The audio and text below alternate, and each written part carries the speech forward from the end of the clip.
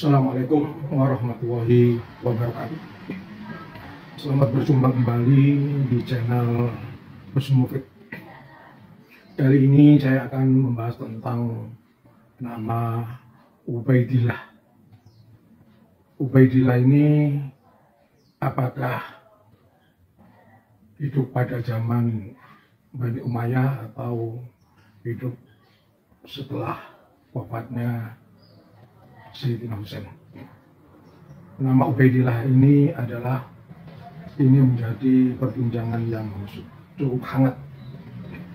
Ada yang menolak nama Ubaidillah yang merupakan keturunan dari Sayyid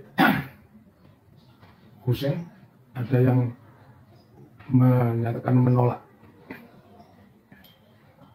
Baiklah, untuk saya jelaskan siapa sebenarnya nama Ubaidillah ini, pada zaman apa beliaunya hidup. Terlebih dahulu saya memperkenalkan diri seperti biasa. Saya adalah Dr. Harus MPD, pemimpin redaksi menaramadinah.com, Watak Bermusuh adalah Surabaya, alumni Fakultas Kedua Ilmu Pendidikan Sejarah Universitas Negeri Jember, alumni Magister Konsentrasi Pendidikan Islam S2 YN Sunan Ampel, Surabaya.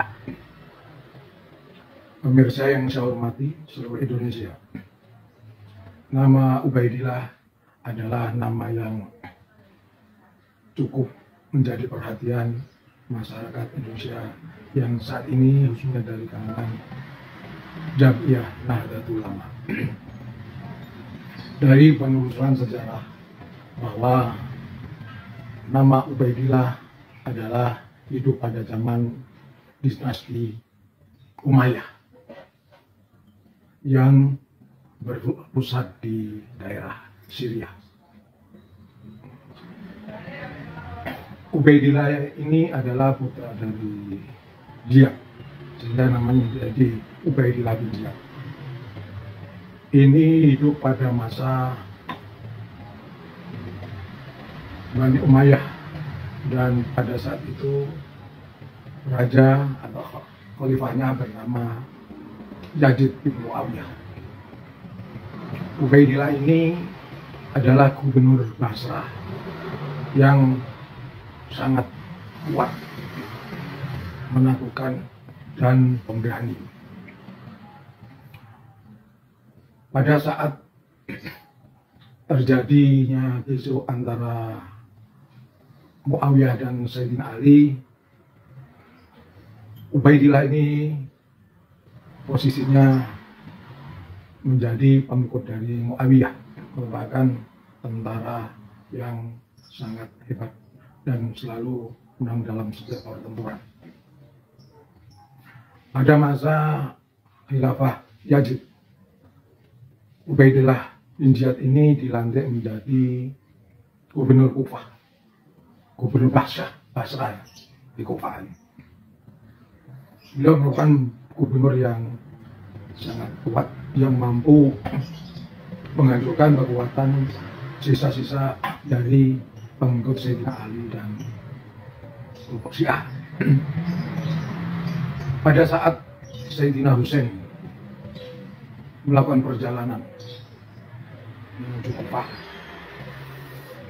ada perintah dari Bani Umayyah yang dipimpin oleh Khalifah Yazid, memerintahkan kepada gubernur Ubaidillah. Ubaidillah adalah gubernur Basrah di Kufah yang diperintahkan oleh Yazid, putra almarhum Umayyah, untuk melakukan penyerbuan terhadap cucu Rasulullah, yaitu Husain. Nah, pada waktu itu gubernur Basrah Kufah, yaitu Ubaidillah bin Yazid ini mengerahkan 4.000 pasukan untuk menghancurkan, membunuh Sayyidina Husain dan pengawalan staf pasukan. 4.000 orang prajurit ini diberangkatkan dari Basrah Kufah menuju Padang Karbala. Dan di situ pasukan itu dipimpin oleh Umar bin Sa'ad bin Abi Waqqas untuk melakukan pembunuhan terhadap Sayyidina Husain. Dan upaya tersebut berhasil dilakukan dari Sayyid Husain bin Ali bin Abi Thalib gugur, kepalanya dipenggal. Ini merupakan peristiwa yang sangat besar dan memilukan, yang seharusnya menghormati. Itu Rasulullah malah menghinakan dan membunuh. Inilah dari watak dari Ubaidillah. Namun dalam perkembangan selanjutnya, setelah Raja Bani Umayyah Yazid meninggal dunia, nasibnya Ubaidillah bin Ziyad ini berbalik 100 derajat, bahkan 180 derajat. Beliaunya dikejar-kejar oleh orang-orang Syiah Isaniyah yang dipimpin oleh Mu'tar Saqafi. Mu'tar Saqafi ini adalah pemimpin Syiah yang melakukan upaya pembunuhan terhadap orang-orang yang selama ini membunuh cucu Rasulullah, yaitu Sayyidina Husain, dan berhasil. Semuanya terbunuh, sebagian besar terbunuh. Yang membunuh Sayyidina Husain terbunuh, yang membunuh anak Sayyidina Husain juga terbunuh, yang menyuruh membunuh adalah terbunuh juga, yang menekan pasukan 40.000 orang, yaitu Ubaidillah bin Ziyad ini juga terbunuh, kepalanya dipenggal di depan masjid. Dan saat kepalanya dipenggal, di kepalanya muncul ular yang berbisa. Ini kejadian yang aneh. Menurut dari Mu'tar Saqafi, ini merupakan suatu pembalasan yang tragis yang memang harus dilakukan karena telah melakukan pembunuhan terhadap cucu. Nama Ubaidillah ini kemudian pada masa penjajahan Indonesia, pemerintahan Hindia Belanda waktu itu, dan penjajahan pemerintah Hindia Belanda menerbitkan buku-buku, bukan hanya buku Dharma Gandul, buku Sahabat Tanah Jawi, dan buku Centini, dan yang lainnya. Ini Belanda menerbitkan buku yang diterbitkan oleh seorang orientalis Belanda, Van Riebeeck.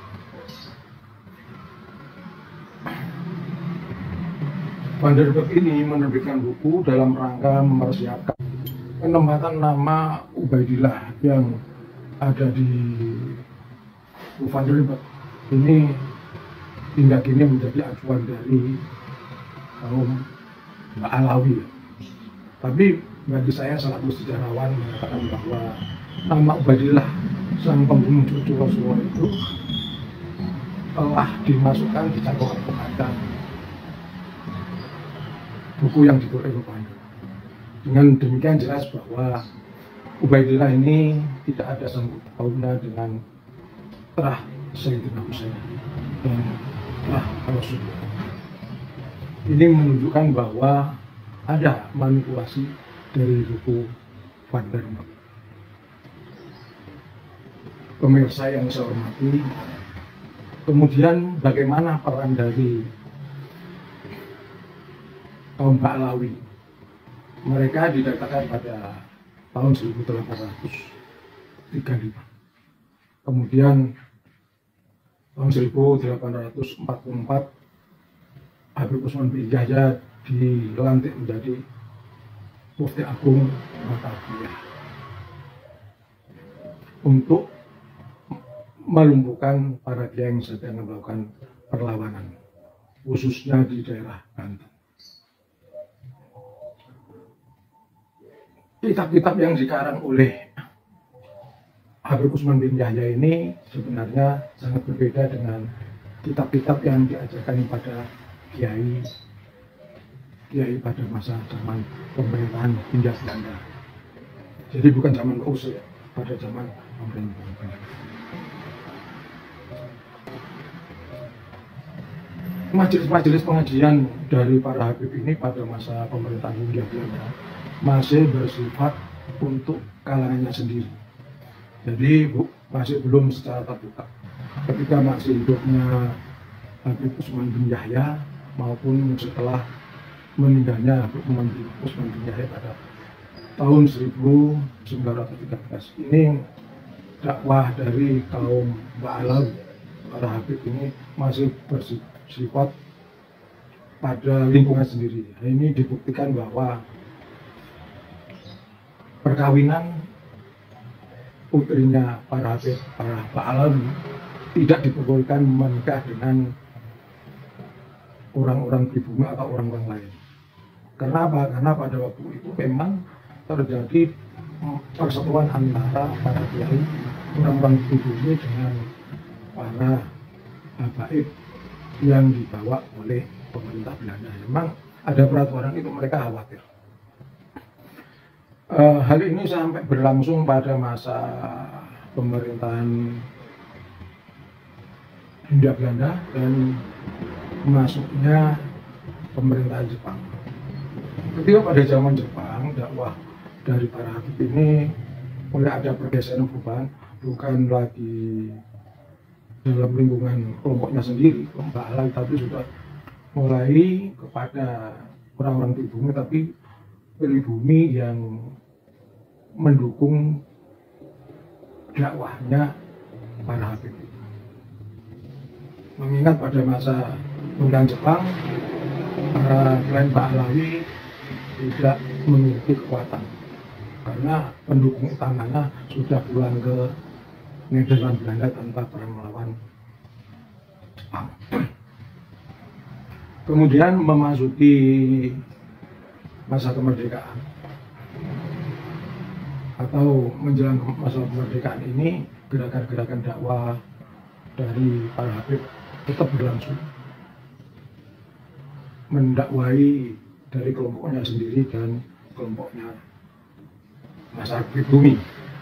Ini terjadi di daerah Batavia, Jakarta. Makanya Jakarta pengaruh habib itu sangat kuat.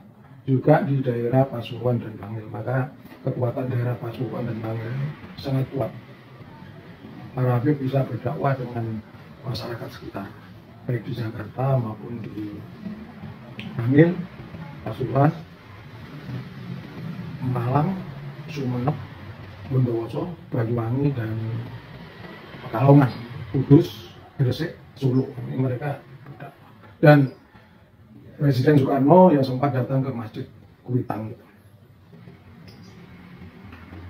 Memasuki era Bung Karno tahun 1950, mereka akan dideportasi ke Yaman. Tapi tidak jadi karena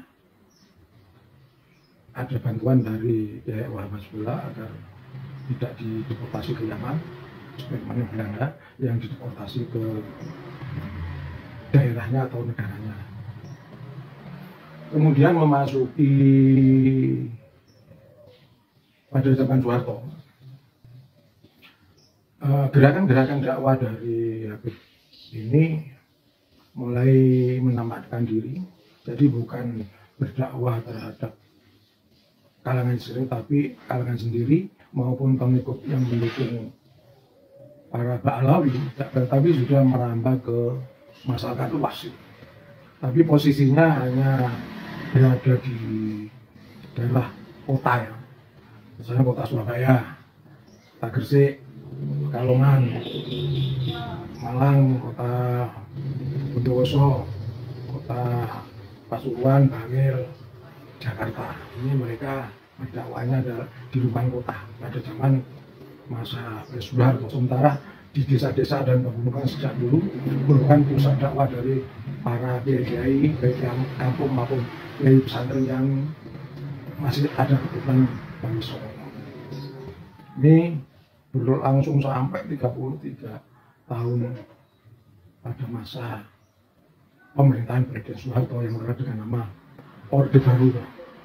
Menginjak tahun 1999, kemudian lengsernya Pak Harto, maka gerakan-gerakan dakwah daripada Habib ini semakin intensif, semakin terbuka terhadap para pribumi, para masyarakat. Dan mereka bisa masuk kepada kepengurusan PBNU. Ini merupakan prestasi yang sangat luar biasa. Cuman dalam perkembangannya pada masa Presiden Gus Dur ini, Habib Rizik melakukan perlawanan terhadap Gus Dur, menghina Gus Dur.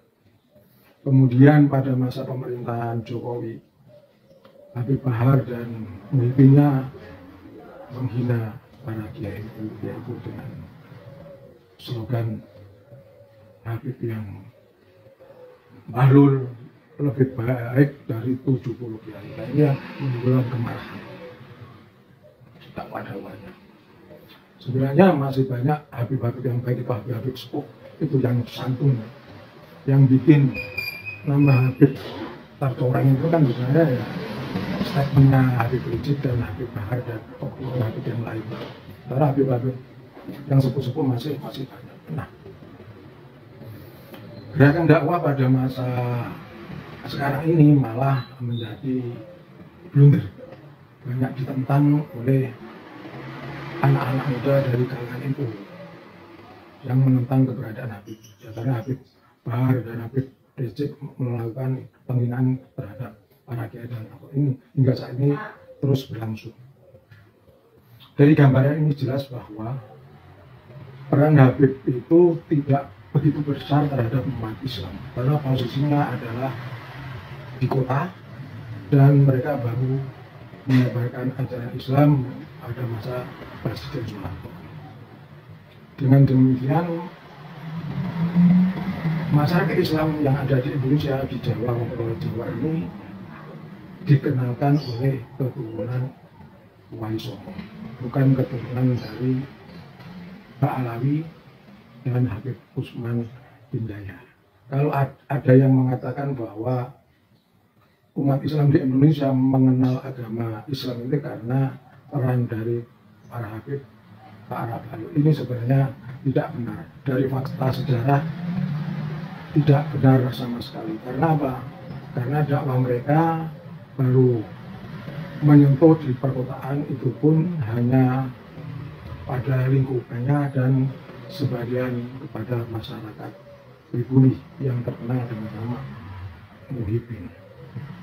Pemirsa yang saya hormati, dengan demikian saya simpulkan bahwa peran terbesar dari penyebaran ajaran Islam di tanah Jawa ini adalah peran dari para Wali Songo dan keturunan dari Wali Songo yang terdiri dari para kiai-kiai yang ada di pedesaan dan di perkotaan.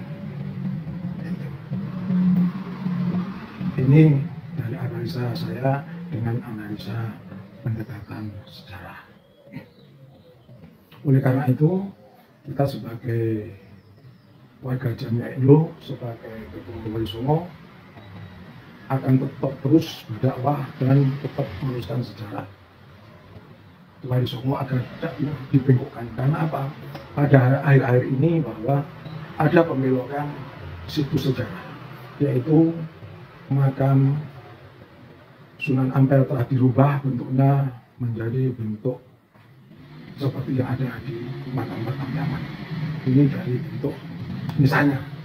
Demikian pula bentuk dari makam Sultan Fatah dan istrinya ini telah diubah bentuknya menjadi makam-makam yang sama dengan di Yaman, yaitu dalam bentuk nisannya. Ini sebenarnya dilakukan oknum Habib yang berpengaruh di Indonesia saat ini.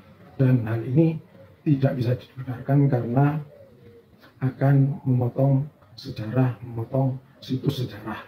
Karena dalam 100 tahun atau 50 tahun lagi jika ada penelitian, maka menunjukkan bahwa makam Sunan Ampel, makam Sultan Fatah dianggap sebagai keturunan dari Yaman. Buktinya apa? Buktinya bahwa nisannya itu sama dengan makam-makam yang di Yaman. Tapi kita bantah bahwa makam yang asli makam Sultan Fatah dan makam Sunan Ampel itu telah dirubah oleh oknum Habib yang berpengaruh di Indonesia. Pemirsa yang saya hormati, juga adanya makam-makam yang telah dipalsukan. Misalnya makam Sumodiningrat dipimpin bin Yahya, makam Karanglo, makam di Jumbo Mertani ini di bin Yahya kan. Ini sebenarnya adalah upaya untuk menyatakan bahwa bin Yahya telah melakukan penyebaran agama Islam. Tapi baru kita bantah bahwa itu tidak benar, karena itu adalah pemalsuan makam-makam dengan mengatasnamakan bin Yahya. Kalau boleh saya usul bahwa makam itu harus dibongkar, misalnya makam di Sumodiningrat itu harus dibongkar karena bukan makam asli. Demikian juga makam-makam di Karanglo, makam di Juru Mertani, makam di tempat-tempat yang lain yang ada tulisan bin Yahya itu untuk segera dihilangkan, sehingga sejarah yang benar menjadi sejarah yang benar dari sekarang hingga 100 tahun akan datang. Dengan demikian bahwa yang punya peran besar dalam menyebarkan agama Islam di Jawa adalah Wali Songo dan para keturunan Wali Songo. Demikian, wallahul muwaffiq ila aqwamit thoriq. Wassalamualaikum warahmatullahi wabarakatuh.